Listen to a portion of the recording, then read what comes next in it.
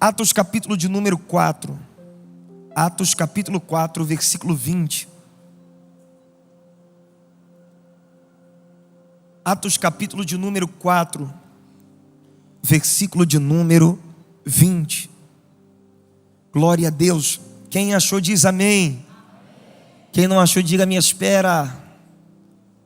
Atos 4, 20 diz: porque não podemos deixar de falar do que temos visto e ouvido. Porque não podemos deixar de falar do que temos visto e ouvido. Porque não podemos deixar de falar do que temos visto e ouvido. Pai, nós te agradecemos, Senhor, pelo privilégio que temos de estar na tua casa essa noite, para glorificar, exaltar e engrandecer o teu nome. Senhor, a palavra é tua, as ADVECs de Brasília pertencem a ti, e nós estamos aqui porque te amamos, Senhor. Que mais uma vez o teu Espírito ele tenha liberdade em passear por essa casa essa noite. Salva, cura, liberta, batiza, transforma, faz aquilo que apraz ao teu coração. Deus, amarra-nos no teu altar. Leva, Senhor, a nossa mente cativa a ti e resgata tudo aquilo que nós perdemos com o passar do tempo. Fica conosco, Senhor, até o término desse culto, e nós prometemos tributar a ti toda a honra, toda a glória e todo louvor para sempre. Amém e amém. Glória a Deus. Olhe para cá, redobre sua atenção, me empresta a sua mente aqui por alguns segundos. Eu prometo ser breve, mas eu quero ser fiel a tudo aquilo que o Espírito de Deus ele já tem comunicado ao meu espírito para essa noite, para esse culto, para esse momento. A Bíblia, ela não foi escrita numa ordem, seguindo uma ordem cronológica. Por causa disso, por diversas vezes, a gente pode chegar em textos como dos Evangelhos e até mesmo de Jeremias, e o que a gente vai perceber é que essa ordem numérica, obrigatoriamente, ela não está seguindo uma ordem cronológica. Ou seja, o evento que aconteceu no capítulo seguinte não está ligado diretamente ao capítulo anterior. Isso significa que a proposta é que a Bíblia não foi feita apenas para ser um livro histórico. A Bíblia ela é um livro teológico. Ela traz para nós verdades práticas para que a gente possa viver uma vida da maneira e da forma que Deus espera, que Deus deseja, como foi muito bem explicado aqui pelo nosso pregador que me antecedeu. Quando a gente entende isso, a gente vai perceber, lendo Jeremias, os Evangelhos, e por diversas vezes, que ela não está seguindo essa sequência. Mas nesse texto aqui, a gente não consegue desvincular o que está acontecendo antes do capítulo 4 e o que vai acontecer depois, porque está seguindo de fato uma ordem de evento. O capítulo 4 é o reflexo do que havia acontecido no capítulo 3. E o capítulo 3 para nós é muito famoso, é muito conhecido, porque diz a Bíblia que dois discípulos de Jesus, Pedro e João, eles estão se direcionando ao templo, e antes que eles pudessem entrar para o momento da adoração, na porta formosa, eles se deparam com um coxo que estava mendigando. E quando ele se depara com esse coxo, a Bíblia diz que Pedro solta a célebre frase: eu não tenho prata, eu não tenho ouro, mas aquilo que eu tenho eu te dou.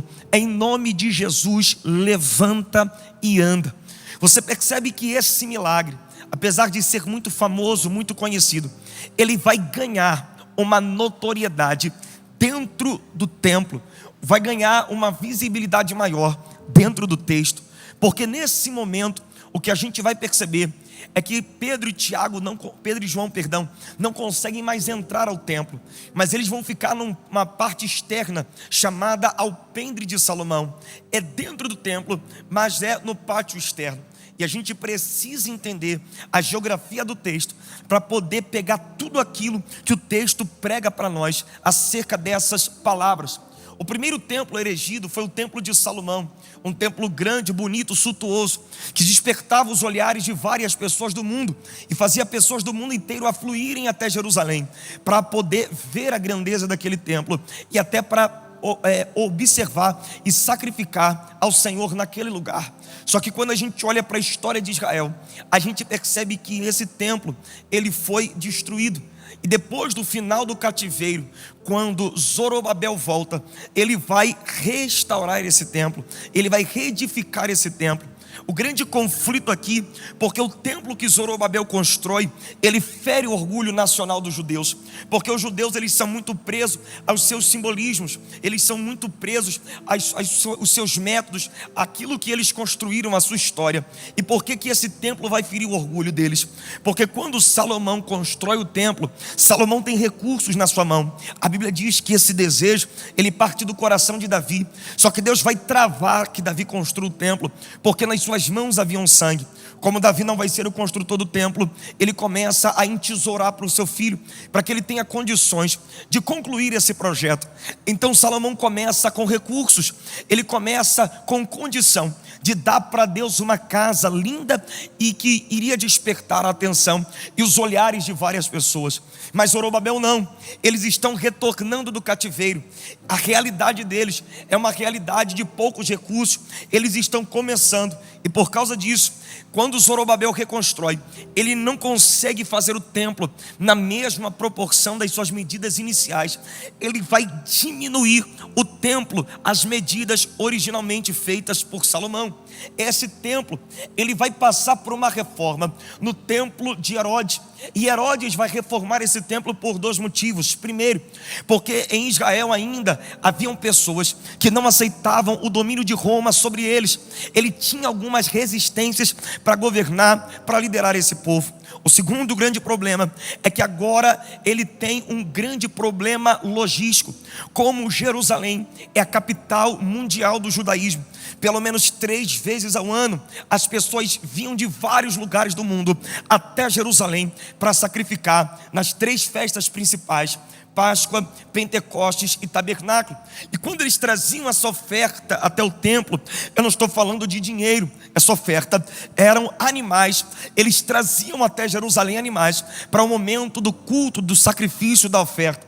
E você já começou a pensar o problema logístico que Herodes tinha no período dessas festas. O templo não comportava, a cidade não comportava. Então é por isso que no cume do Monte Moriá, ele vai construir uma plataforma ao redor do templo. Não somente isso, sem fugir dos propósitos de Deus, ele vai construir alguns alpendres, alguns átrios que originalmente não estavam no templo de Salomão. Ele vai colocar o átrio das mulheres, ele vai colocar o átrio dos gentios, ele vai colocar outros lugares ali que dava acesso para que outras pessoas que não eram judeus tivessem acesso àquele lugar. Não somente isso, mas ele vai devolver esses 60 côvados, esses 32,0 metros que estavam sendo diminuídos no templo de Zorobabel.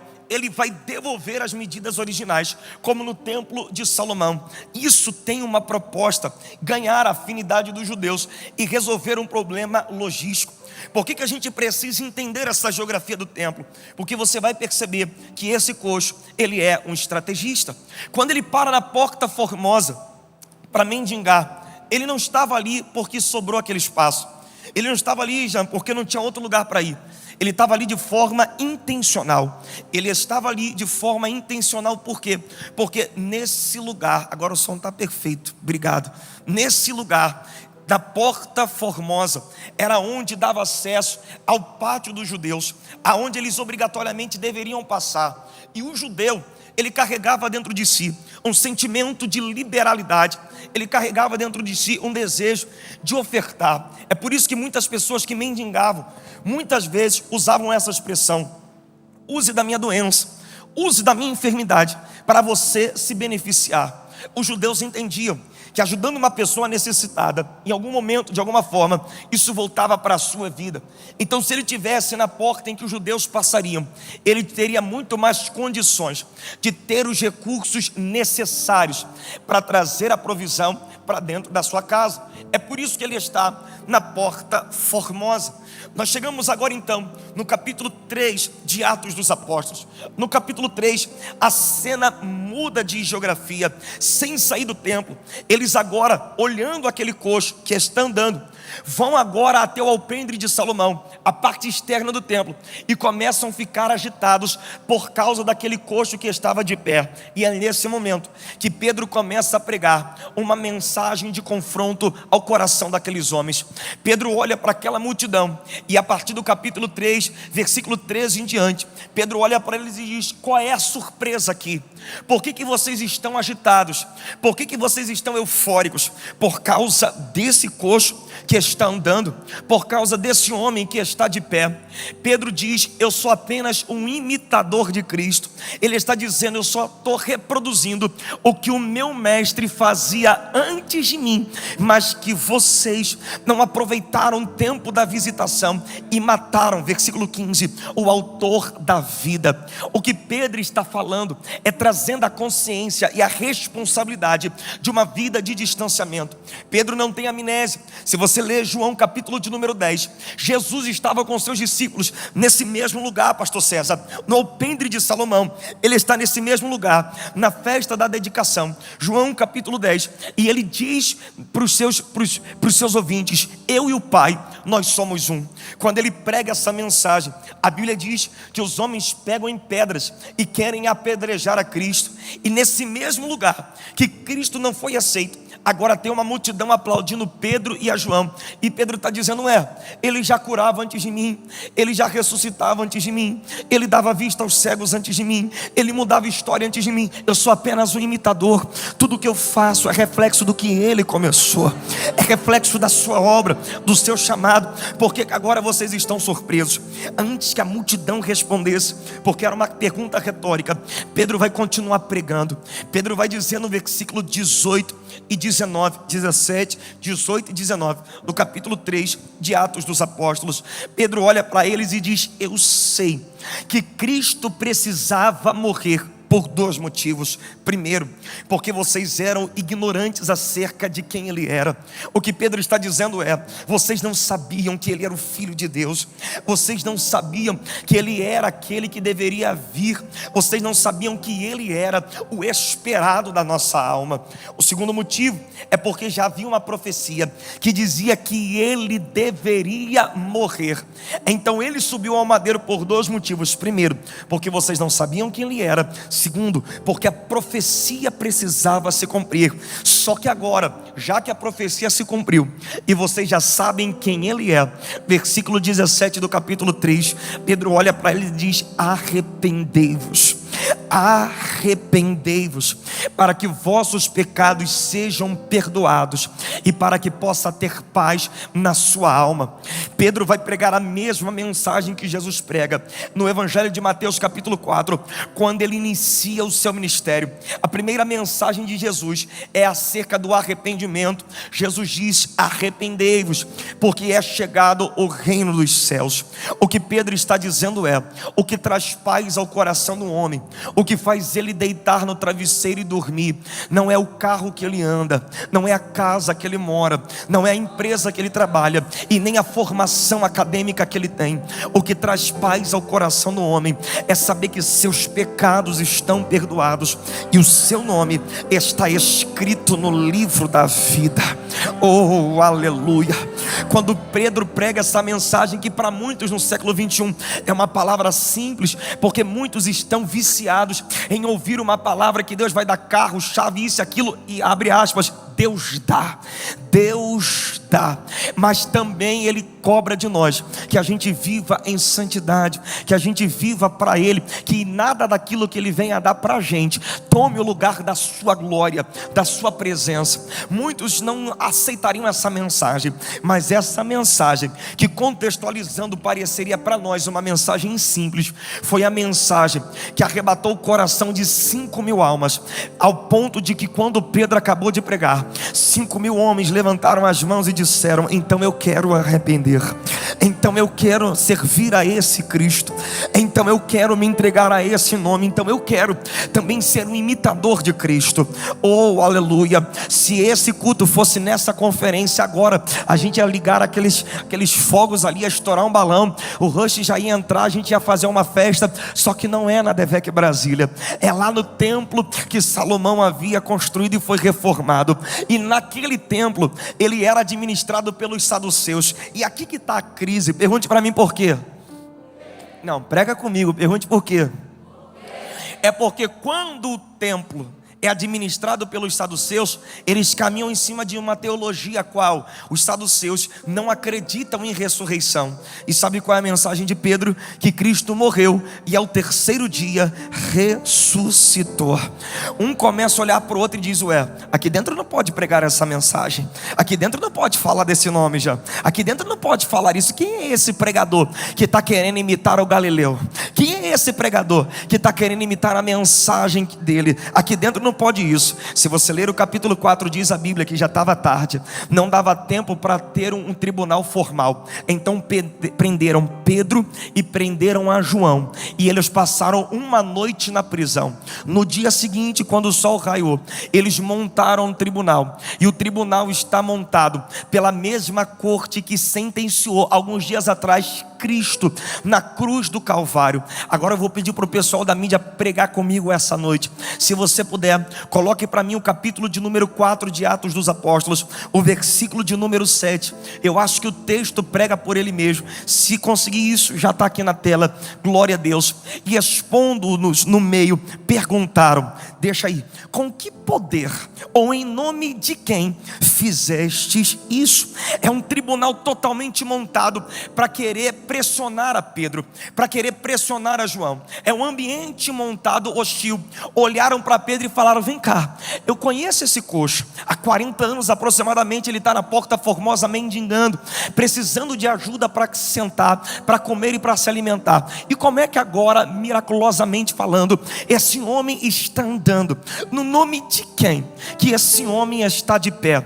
Eu nunca vi um tribunal de acusação. Eu tenho certeza que entre nós deve ter algum advogado ou advogada aqui. Eu nunca vi, sou muito leigo na área, um tribunal de acusação montado apenas com uma única pergunta.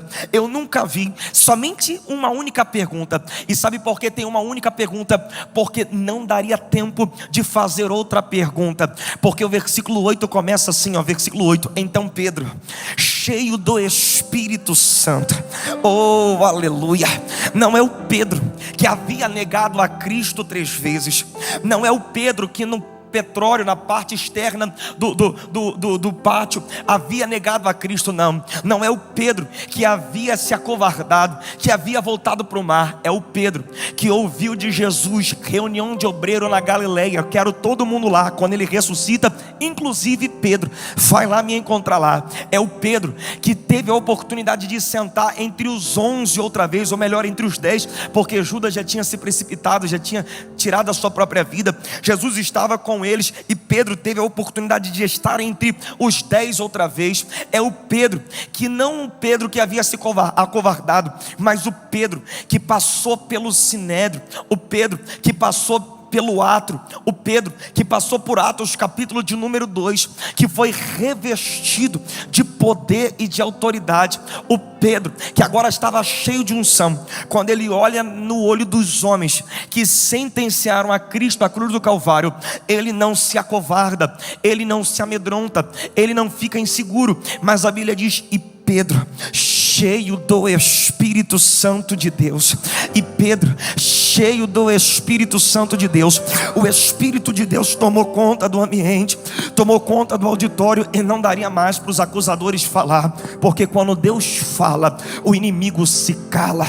Quando Deus fala, os acusadores se calam. Quando Deus fala, o inferno se cala.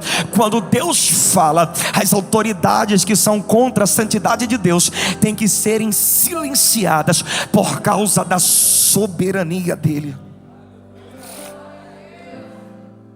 Oh glória. Então Pedro, cheio do Espírito Santo de Deus, responde, versículo de número 10 do capítulo de número 4: seja conhecido de todos vós que em nome de Jesus Cristo, o Nazareno, aquele a quem vós crucificaste e Deus ressuscitou dentre os mortos, é em nome deste que este está de pé. A pergunta foi feita no coletivo, pastor César, mas a resposta é no individual. Pedro está dentro do sinédrio. O sinédrio ele é composto por 71 homens, e esses 71 homens estão divididos em 4 grupos. Jean, tem 4 jovens corajosos para pregar comigo essa noite? É melhor você apontar, porque é mais fácil, que você conhece. Os 4 da frente, o pastor já apontou. Os 4 da frente, subam ao altar, por favor.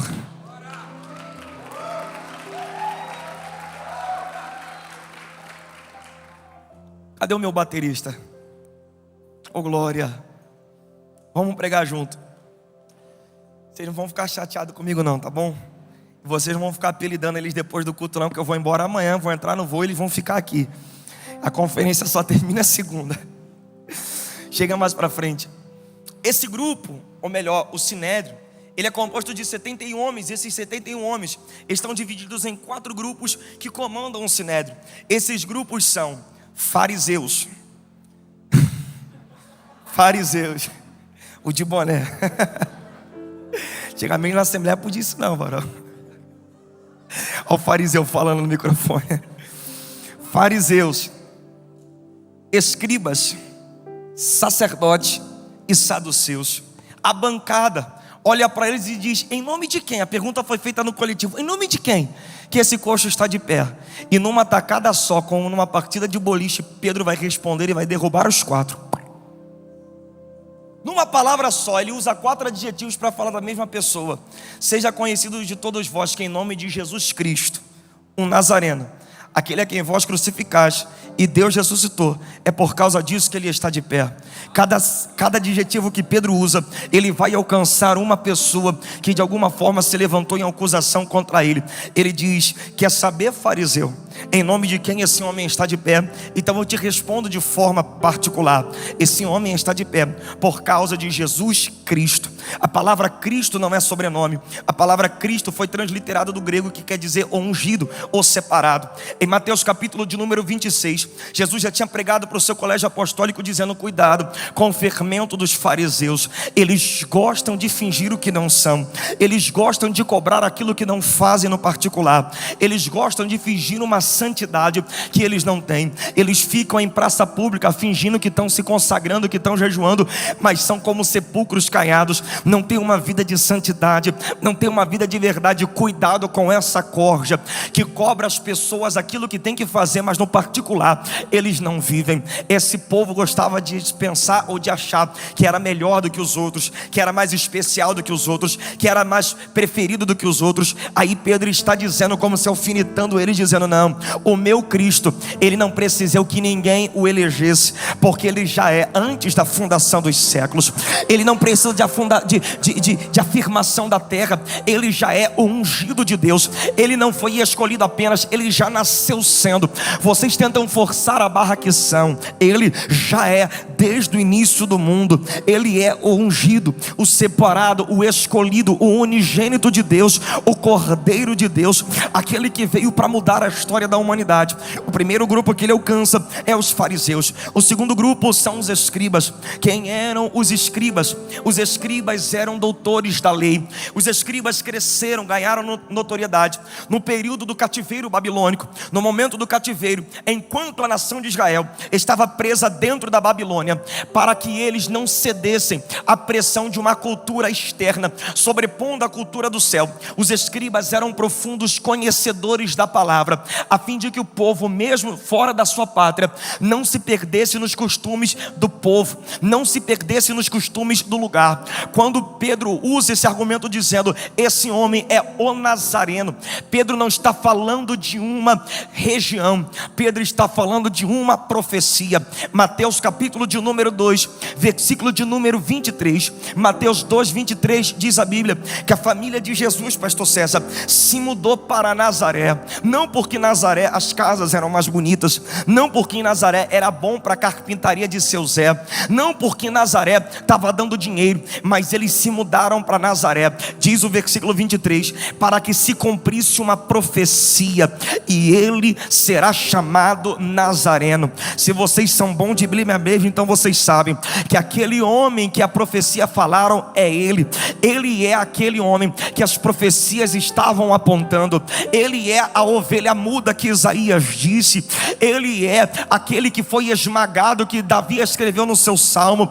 Ele é o Cristo que veio ao mundo para redimir os nossos pecados. Ele continua ainda usando os recursos que ele tem, e ele diz: esse homem está de pé por causa do homem sacerdote. De quem? Do homem que vocês corromperam a Judas, do homem que vocês convenceram Judas a entregar a Cristo, do homem que vocês fomentaram no coração da multidão: solta Barrabás e crucifica Cristo. Vocês não gostavam dele, vocês não gostavam da mensagem dele, vocês não aceitavam ele, vocês o mataram. Quer saber por que esse homem está de pé? Por causa do homem que vocês tentaram matar. Aí agora ele vai alfinetar os saduceus, e ele diz: mas ao terceiro dia ele ressuscitou. Saduceu não acredita em ressurreição. Aí os homens perguntam: em nome de quem esse homem está vivo? Ele está de pé. Ele diz: fariseu, ele está de pé por causa do Nazareno, ou melhor, por causa do Cristo. Escriba, ele está de pé por causa do Nazareno. Sacerdote, ele está de pé por causa do homem que você tentou matar. Saduceu, ele está de pé porque é o terceiro dia. Quando chegaram no sepulcro, a pedra já tinha rolado e ele não estava mais ali. Ele já havia ressuscitado. Oh, Espírito Santo de Deus, eu já estou sentindo Deus nessa casa. Pedro, numa tacada só, derruba a filosofia, pensamento e tudo aquilo que esses homens tinham pensado.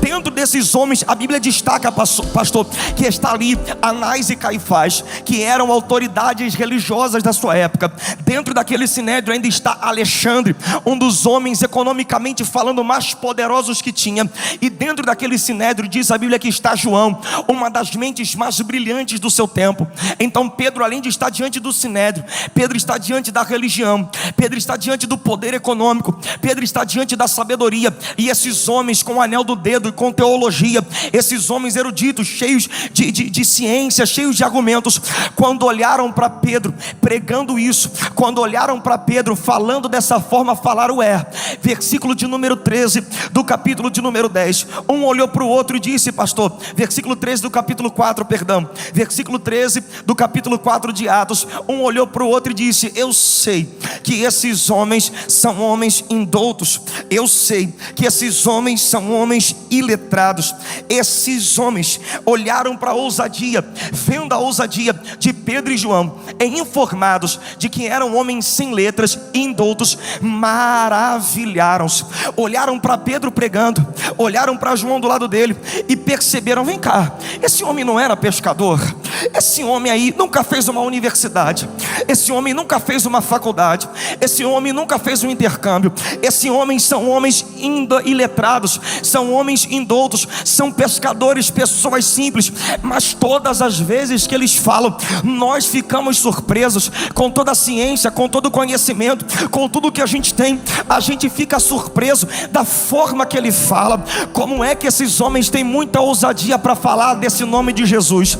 Alguém disse: já sei, só tem uma forma de falar de Jesus assim, sem nunca ter feito grego, hebraico, teologia, sem nunca ter estudado numa academia. Só tem uma forma de falar de Jesus assim, sem nunca ter se preparado para isso. Como? Eles disseram: já sei, eles haviam estado com Jesus.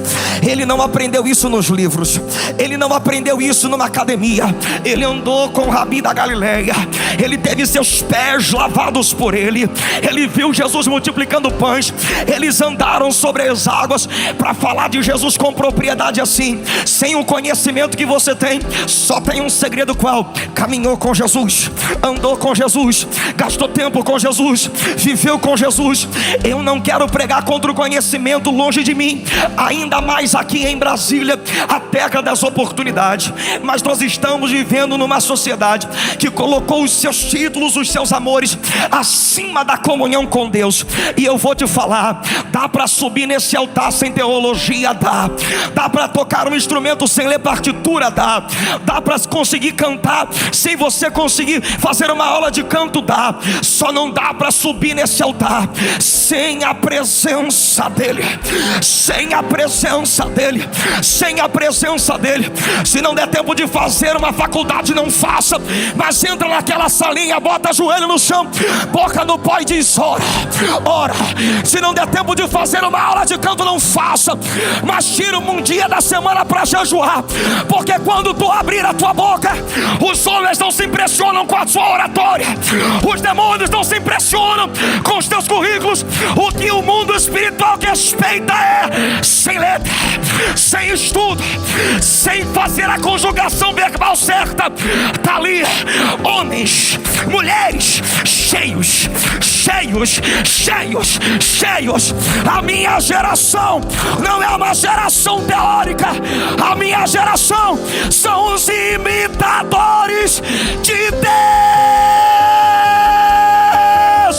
Cadê a Defec Brasília? Sacode essa casa de glória.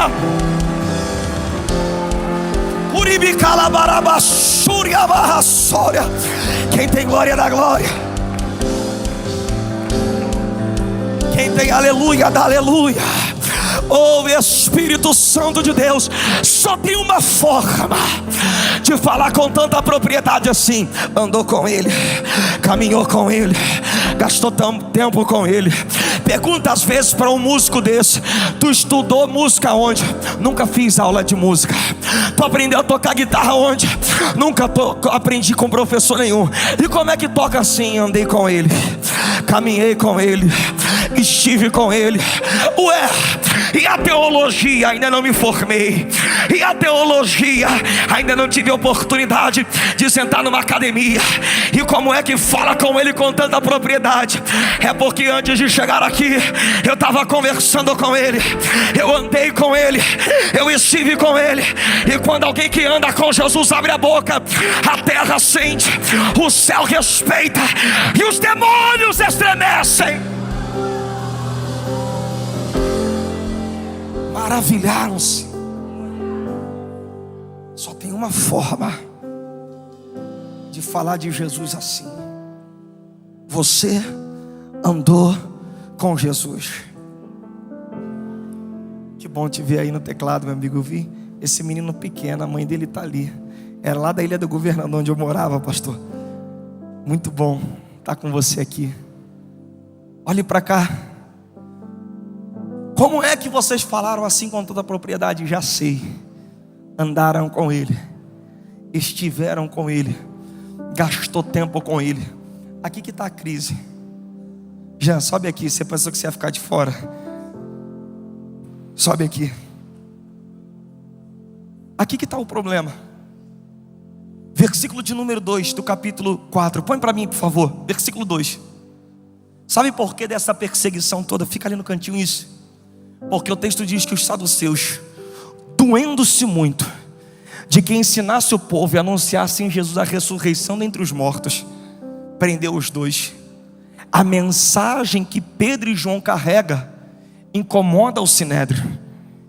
Só que aqui que está a crise, porque eles não aceitam a mensagem, pastor, mas não tem como refutar os sinais da mensagem.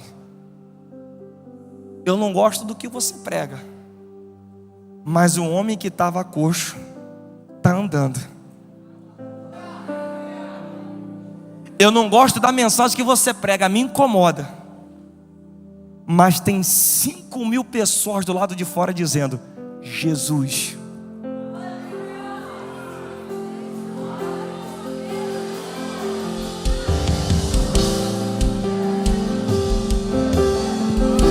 Não gostei da tua teologia, mas o coxo está andando. E do lado de fora tem 5.000 gritando. Essa é a crise dessa geração. Não gosta das pautas que a gente defende, mas não tem como refutar os sinais que essa mensagem faz. Oh, Espírito Santo de Deus, aqui no Planalto, aqui em Brasília, não gosta da mensagem contra o aborto, não gosta da nossa mensagem contra essas leis que tentam destruir a família, não gostam da mensagem que a gente prega. Mas se esse microfone passeasse por essa igreja, tem gente que antes de encontrar Jesus pensava em se matar, tem gente que estava preso no tráfico de drogas, tem gente que estava preso na prostituição, tem gente que estava amarrado. Somente Ele pega o homem do monturo, faz assentar entre os príncipes da terra, firma seus pés sobre a rocha, coloca um novo cântico na sua boca e disse: vai e não pesquis mais. Não gosta da nossa mensagem, mas vai ter que ver Jesus salvando aqui nesse lugar. Não gosta da nossa mensagem, mas vai ter que ver casamentos que iriam terminar em divórcio sendo restabelecido. Não gosta da nossa mensagem, mas vai ter que ver meninos respeitando e honrando o pai e mãe, porque foram impactados com a palavra. Não gostam dessa mensagem, mas vai ter que ver meninos que usavam droga na faculdade agora tocando no altar. Não gosta da nossa mensagem, mas vai ter que engolir meninas que desciam até o chão rebolando e agora dançando para a glória de Deus no altar. Não gosta da nossa mensagem, mas vai ter que ver jovens sem precisar de entorpecente, bebida alcoólica, pulando, festejando, celebrando, porque essa mensagem muda o homem, transforma ele, batiza ele e leva para o céu. Só quem foi alcançado por essa mensagem faz o barulho que o diabo não gosta. Faz o barulho que o diabo não gosta. Cadê? Cadê? Quem tem glória da glória? Quem tem aleluia da aleluia? Cadê os batizados? Fala em línguas. Fala em línguas. Fala em línguas. Atrai o noivo para esse lugar. Vai, Brasília, abre a tua boca.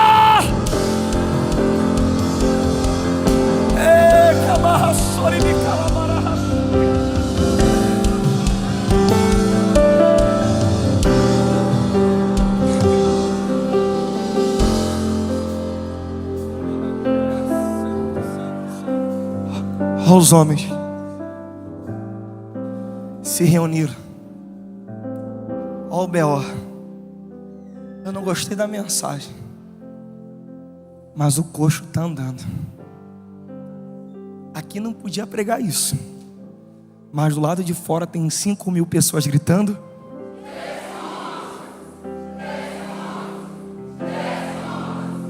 Faz o quê?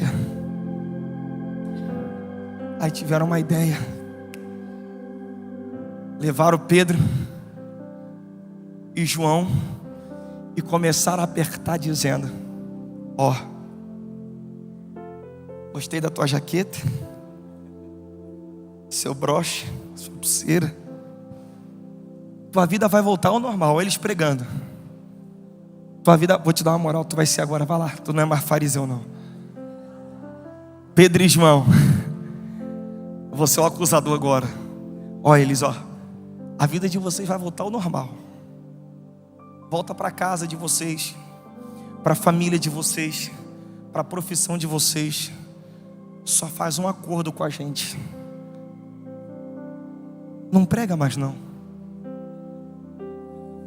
Não imita mais ele não. Esquece esse negócio de Jesus. Segue tua vida, ganha teu dinheirinho. Volta para os teus sonhos, para as propostas que podem mudar a tua realidade. Só não toca mais nesse nome. Eu acredito, pastor, que essa palavra caiu como uma bomba no coração de Pedro. Pergunte para mim por quê.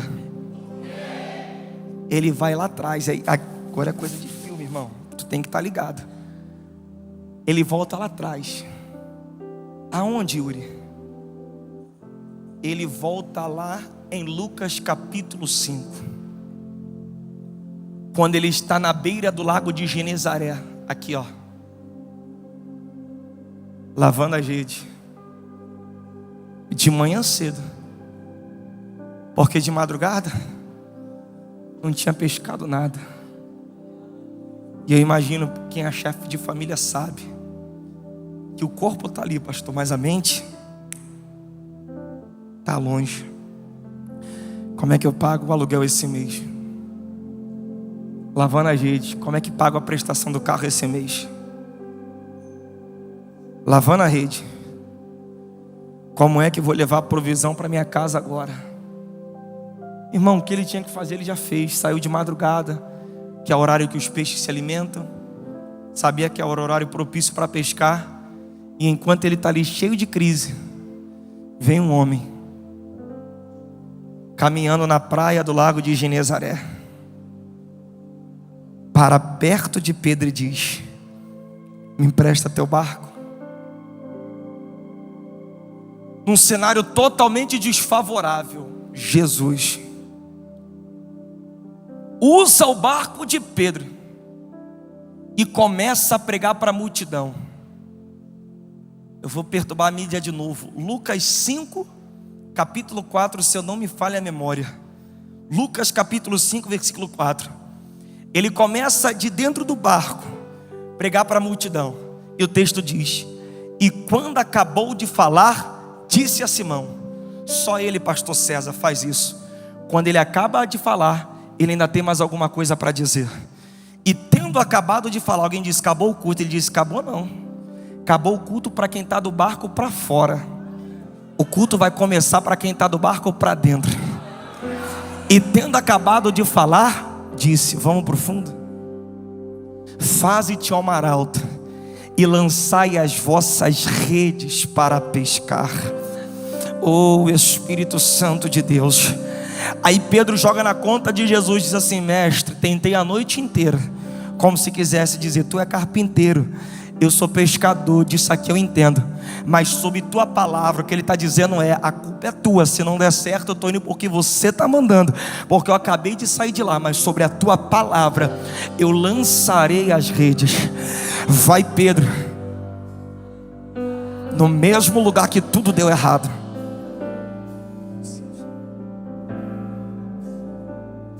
Isso não está acontecendo. Se não trouxer ajuda, o barco vai afundar. Quem é esse que até os peixes lhe obedecem? Aí vem agora o sinédrio dizendo: para de pregar, esquece Jesus, joga tudo isso para o alto. E Pedro pensando: como é que eu vou parar de pregar quando eu não tinha nada para levar para minha casa? Foi ele que pisou na minha crise, que chegou na minha casa e disse: teus dias não vão terminar assim. Vou trazer uma resposta para dentro desse barco. Como é que para de falar acerca dele quando pessoas aqui estavam sentenciadas pela medicina, o remédio já não fazia mais efeito e decidiram fazer uma campanha da vitória? E de repente o médico não entendeu o que aconteceu, fizeram o exame de novo e estava curado. Como é que pula fora do barco agora? Quando teu filho estava morrendo com depressão, se cortando, tentando suicídio, quando achou a juventude dessa igreja, começou a ouvir falar de Jesus e hoje está aqui envolvido com coral. Como é que para de pregar esse nome quando você acabou de descobrir uma traição, viu a mensagem da mulher estranha no celular do teu marido e disse: minha vida acabou, meu casamento acabou? Chegou aqui dentro todo quebrado e foi ele que pisou na tua terra de sofrimento. Primeiro te restaurou, primeiro te devolveu a esperança, depois restituiu o teu casamento. Fala para mim, como é que para de pregar depois de ter uma história com ele? O que o diabo não sabe, pastor, é que a gente não caiu aqui de paraquedas para chegar aqui hoje. Ele já livrou a gente da pandemia, já livrou a gente no meio dos inimigos, já livrou a gente da mão do feiticeiro, já livrou a gente no meio da enfermidade. E está achando que essa pressão, que essa luta vai me fazer parar? Atos capítulo de número 4, versículo de número 20, é o texto que eu li para os imitadores de Deus. Porque não podemos, é a resposta de Pedro, porque não podemos, Atos 4, 20, porque não podemos deixar de falar do que nós temos visto e do que nós temos ouvido. Essa é a mensagem mensagem que a gente carrega. O que Pedro está dizendo é: quer me matar, me mata, quer tirar meus sonhos, tira, mas a mensagem que eu carrego, ninguém. Eu abro mão de emprego promissor, eu abro mão de carreira, eu abro mão de sonhos, mas Ele não está dentro desse catálogo. Ele foi quem eu conheci. A minha alma esperava Ele, a minha alma anelava por Ele. Eu não posso deixar de falar. Vai, manda a mulher samaritana deixar voltar. Ela vai dizer: não posso. Foi Ele que me viu junto ao poço e restaurou minha vida e devolveu a minha dignidade. Fala para Jairo parar de pregar. Ele disse: como? Se quando a menina estava sem sinais vitais, ele entrou na minha casa e disse: menina, talita cumi, levanta, levanta, levanta. Fala para a multidão que não tinha o que comer no deserto. E ele botou todo mundo sentado e disse: vou multiplicar, vou multiplicar. Prega para Brasília quem tinha o seu CNPJ para ser cancelado. Aí ele entrou e disse: não vai. Só quem tem uma dívida de gratidão com ele, enche a DEVEC de Brasília de glória a Deus. Agora vai, vai, vai, vai, vai, vai, vai. Deus está nessa casa. Quem tem glória dá glória, quem tem aleluia dá aleluia. Quem é batizado começa a trazer o noivo para essa conferência. Começa a trazer o noivo. Cadê os imitadores de Deus? Cadê os jovens dessa igreja? Abre a boca, abre a boca, exalte a Ele nessa casa. Fica de pé em nome de Jesus, adorando a Ele.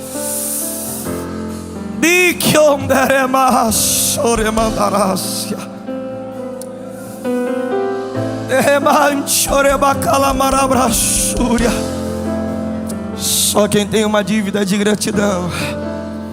30 segundos, fecha os teus olhos, levante as tuas mãos e traga a memória da doença que Ele te curou. Traga a memória a intervenção que Ele deu. Traga a memória o lugar que Ele te tirou. Traga a memória o que Ele fez na tua vida. Traga a memória a trajetória que você tem com Ele. E se isso foi digno de honra, e se isso foi digno de glória, e se isso foi digno de louvor, não se escandalize com quem está chorando do teu lado. Não se escandalize com quem está falando em línguas estranhas do outro. Entra nessa conferência agora e inunda o teto, o telhado da DEVEC Brasília de glória, glória, glória, glória, glória. Abre a boca e exalte a Jesus.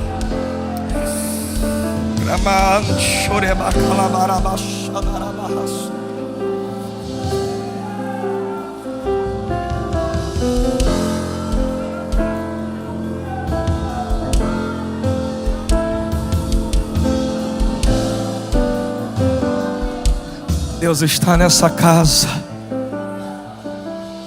Está com o microfone aí? Deus está nessa casa. Escute o que eu vou lhe dizer, porque essa palavra é profética. Sabe por que esses homens não conseguem parar o ministério de Pedro? Sabe por que essa perseguição? Estou usando vocês como exemplo ainda, tá bom? Esses comentários maldosos não conseguem tirar Pedro do seu propósito. Porque o que esses homens estão tentando fazer, Pedro já tentou, pastor, há muito tempo lá atrás. Em Lucas 5, no texto que eu li, quando Pedro vê a quantidade de peixe, sabe o que ele responde no verso 8? Senhor, se afasta de mim. Não vamos se relacionar não. Por favor, não conta comigo para nada. Eu sou um homem pecador.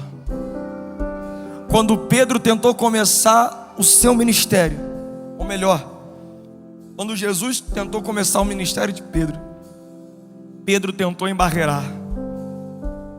E sabe qual a resposta de Jesus? Não temas, eu te farei um pescador de homens. Lá na frente, pastor César, quando Pedro percebe que desagradou a Deus, quando Pedro sente que decepcionou a Deus, ele por conta própria já tinha se punido, disse: não vou mais fazer parte desse grupo. Saiu do grupo da juventude, se afastou dos discípulos, porque ele se sentenciou: o que eu fiz me culpa, me condena, e eu não quero mais continuar nesse departamento, não dá para mim. Quando Jesus ressuscita, ele diz que os obreiros, os discípulos, me encontrem na Galileia. Se não me falha a memória, é Marcos que narra dessa forma. E Maria disse: vocês e Pedro é para encontrá-lo lá. Ele é específico com ele. O que Jesus está dizendo é: eu ainda conto com você. Quando Pedro tentou parar e voltou para a pesca, nada estava dando certo. Jesus fez a mesma coisa no começo. De longe, Pedro no meio da água, olha Jesus. Eu não sei assoviar não. Pedro, joga do lado direito do barco. Não faz sentido, né? Eu estou dentro de um barco, a água que está aqui, está aqui, e o que passa aqui não faz sentido. Quando Pedro faz assim, ó,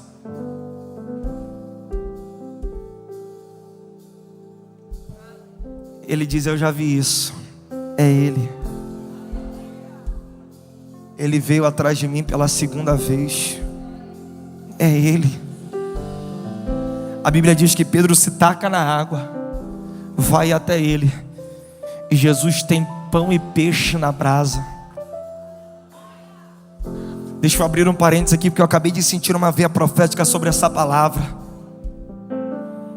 Jesus tem para te dar aquilo que você está tentando conquistar com teu esforço pessoal. Você está a madrugada inteira tentando pescar, quando já está pronto o peixe na brasa para você comer. Você está abrindo mão do teu ministério para tentar trazer o peixe, quando ele já tem um peixe pronto, tu não precisa nem pescar, é só obedecer. Está trabalhoso demais a tua vida, porque tu está usando a tua força e as tuas habilidades. Se tu fizesse o que Deus quer que você faça, você veria as coisas acontecendo com muito mais facilidade. Mas tu é teimoso, tu é teimosa, está achando que Jesus errou a cabeça de quem ungiu, está achando que ele brincou, está achando que ele não tem provisão na terra. Será que os corvos não obedecem mais?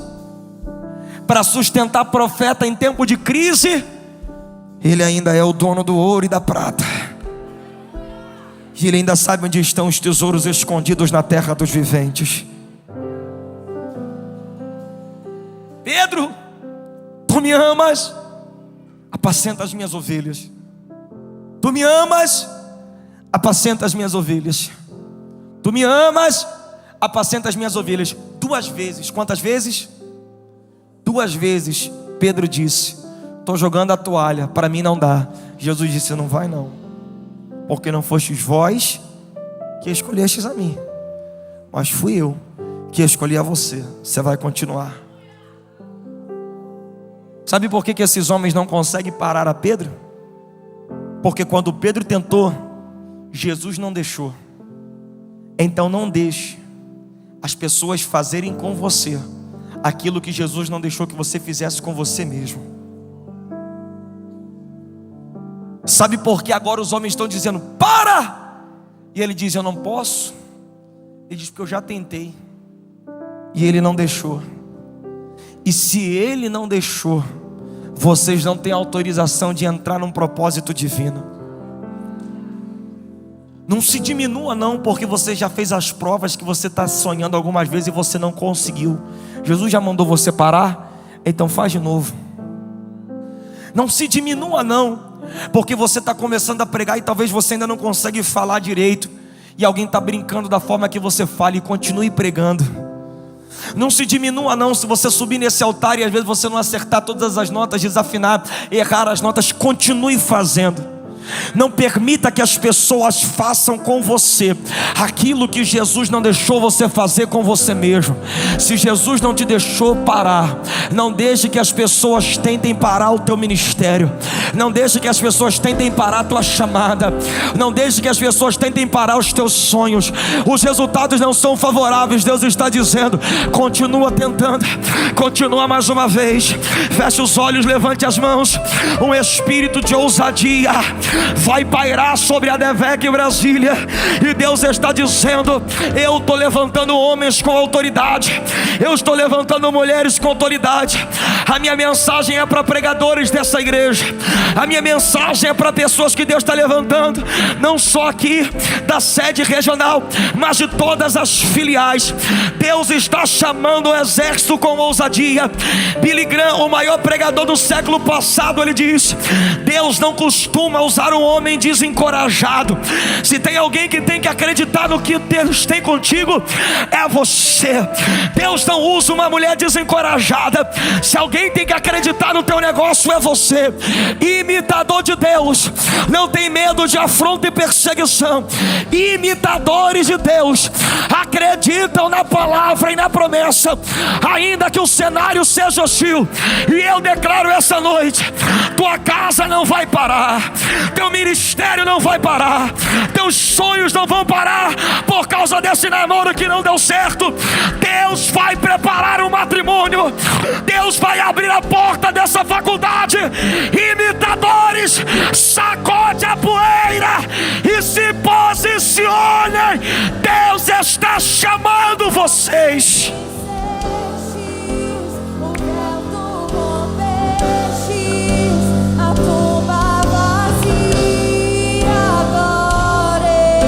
Você pode adorar a Ele. Oh!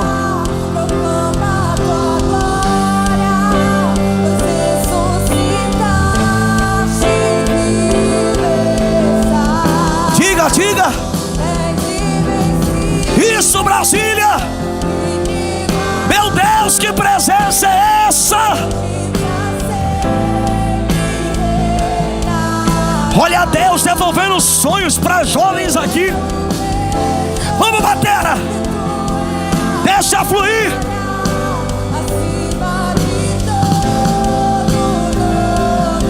Isso, mais alto, mais alto. Oh! Ah não, cadê esses jovens de Brasília? Cadê os jovens de Samambaia? Abre a boca.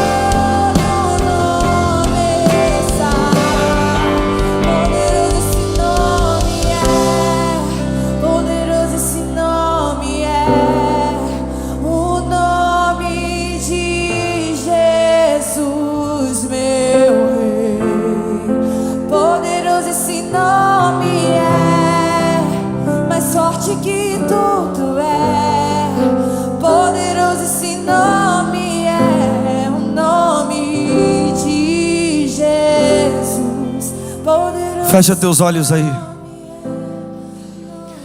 O Senhor Jesus está restaurando a confiança de algumas pessoas em si essa noite.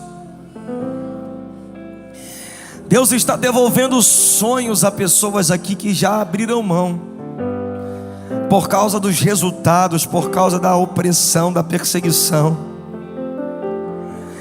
Deus está posicionando jovens outra vez em lugares que você perdeu a posição.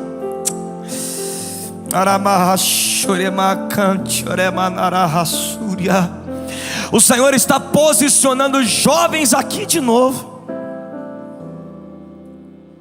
Um término de um namoro, diz o Senhor nessa casa, não altera o projeto que eu tenho para você.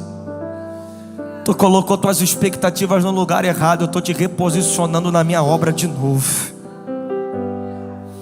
Um resultado inesperado não diminui a tua capacidade, mas a pressão está fazendo você ceder e desistir dos teus sonhos. Olha Deus te reposicionando de novo a uma posição que você não deveria sair. Eu estou vendo Deus mexendo em pessoas aqui essa noite, pastor César, e devolvendo projetos que estavam engavetados.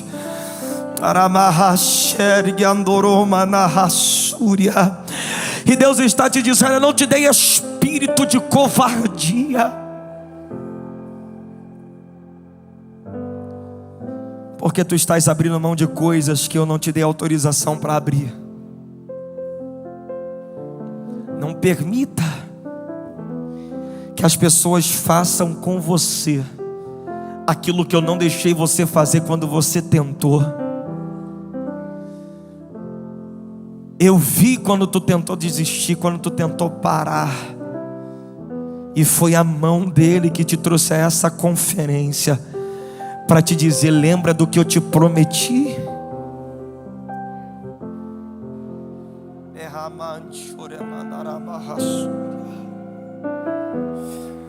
Jovens inseguros, com medo de faltar recursos, com medo de não serem suficientes, e Satanás jogando complexos de inferioridade dentro de você. Teu ministério, tua chamada travada por causa da pressão de homens que não conhecem tua trajetória comigo. Assim diz Deus em Brasília: levanta-te. Assim diz Deus nessa igreja: levanta-te. Nós temos uma aliança e tu não pode desistir agora. Oh meu Deus, Deus vai dar oportunidade para pessoas esse ano ainda, gente. Eu estou sentindo uma unção profética passeando nessa casa. Deus vai te levar para o lugar onde tudo deu errado outra vez. E Deus está dizendo: você precisa se posicionar. Levanta a cabeça. Oh Espírito Santo de Deus, você tem que acreditar no que a gente conversou. Levanta a cabeça. Deus está me mostrando pessoas aqui reféns a resultados.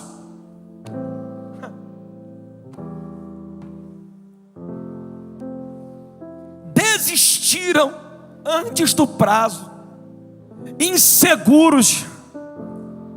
Hoje o Espírito de Deus vai te dar ousadia, para que essa semana que se iniciar na segunda-feira, você comece a voltar projetos que você engavetou. Volta a estudar o inglês, volta a se matricular nessa faculdade. Deus está falando com alguém aqui nessa igreja: eu não te mandei parar. Paga de novo, pega dinheiro emprestado, se matricula outra vez. Não te dei espírito de covardia. Tu és um imitador de Deus, e Deus está te posicionando de novo nas áreas que tu perdeu posição. Estás agindo como um covarde, quando Deus te chama de guerreiro. se prepara, organiza teu dia, desinstala o aplicativo da Netflix, desinstala os aplicativos que te fazem procrastinar. Deus está te posicionando de novo. Volta, porque eu estou te armando para o teu futuro. Irmãos, eu estou sentindo uma graça de Deus muito forte nessa casa. Servir a Deus não é uma vida já isenta de problemas. Servir a Deus é continuar tentando, independente dos resultados. E posso te dar um conselho? Sozinho você não vai conseguir. Muitas vezes a gente não consegue impedir o que as pessoas estão fazendo, mas a gente consegue decidir como nós iremos nos portar com aquilo que estão fazendo contra nós. Sozinho você não vai conseguir. Mas eu tenho uma notícia para você. Quando Jesus foi levado aos céus, Ele disse: eu vou deixar o Paracleto, que no grego quer dizer o ajudador, o Espírito de Deus. Sabe por que Pedro estava de pé? Porque o verso 8 diz que ele estava cheio do Espírito Santo. Sabe o que mantém um jovem de pé? Não são as suas habilidades inatas, não são os seus talentos, é a presença de Deus. Até hoje não deu certo porque tu tentou do teu jeito. E sabe o que tu percebeu? Uma inconstância. Uma hora tu estava motivado, outra hora tu estava desmotivado. Uma hora você estava fazendo, outra hora tu não estava fazendo. Mas se você colocar tuas expectativas em Deus, hoje, eu estou dizendo que é hoje, Deus vai recomeçar alguma coisa na tua vida. Se tu entrou nesse lugar, escute o que eu vou lhe dizer. Se você se afastou dos caminhos do Senhor, ou se tu ainda não entregou tua vida a Cristo, Deus te trouxe aqui para te dizer: eu estou disposto a te conduzir até o lugar do sucesso.